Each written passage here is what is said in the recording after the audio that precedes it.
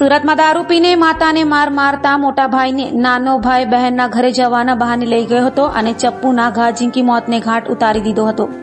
ડિંડોલી વિસ્તારમાં canal road પર એક યુવકની હત્યા કરાયેલી હાલતમાં લાશ મળી આવતા ચકચાર મચી જવા પામી હતી. યુવકને ગળું કાપી ફેંકી દેવાયો હોવાની આશંકા સેવવામાં આવી રહી છે.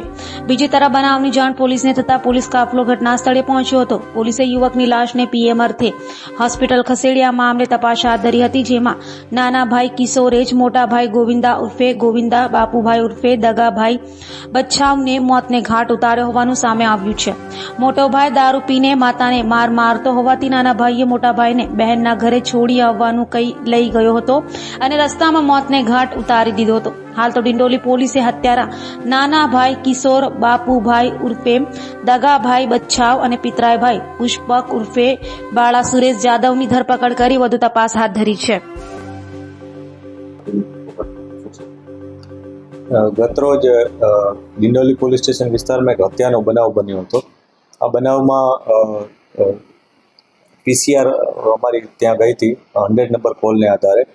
આ પીસીઆર ત્યાં ગઈ, ત્યારબાદ એક ડેડ બોડી મળી આવી હતી. શરૂઆતમાં બોડી આઈડેન્ટિફિકેશનનું મોટું ચેલેન્જ પોલીસ સામે હતું.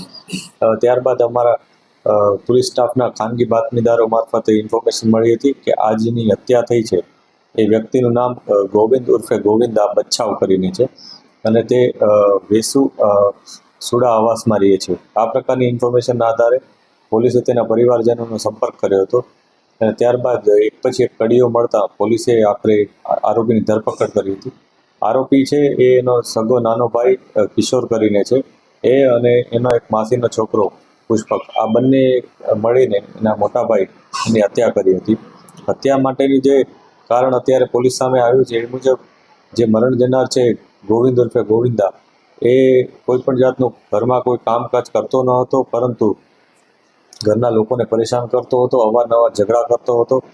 આ ગોવિંદાએ અગાઉ પણ એની પત્ની સાથે પણ ઝઘડો કર્યો હતો, જેથી એની પત્ની ત્યાંથી ઘર છોડીને જતી રહી હતી.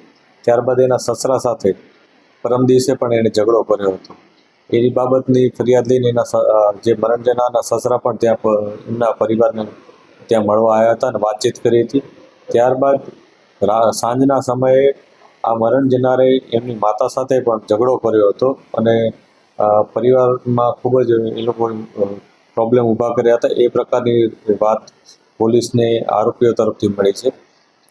આરોપીઓના કહેવા મુજબ અને અમને જે ઇન્ફોર્મેશન, અમે જે એવિડન્સીસ ભેગા કર્યા છે એ મુજબ આરોપીએ પોતાના ભાઈ સાથે મળી અને પોતાના માસીના દીકરા ભાઈ સાથે મળી અને રાતના સમયે તેઓ કડોદરા બાજુ જતા હતા. એ દરમિયાન બાઇકમાં નીચે બેસી બાઇકમાંથી ઉતર્યા હતા અને ત્યારબાદ એની હત્યા નિપજાવી હતી.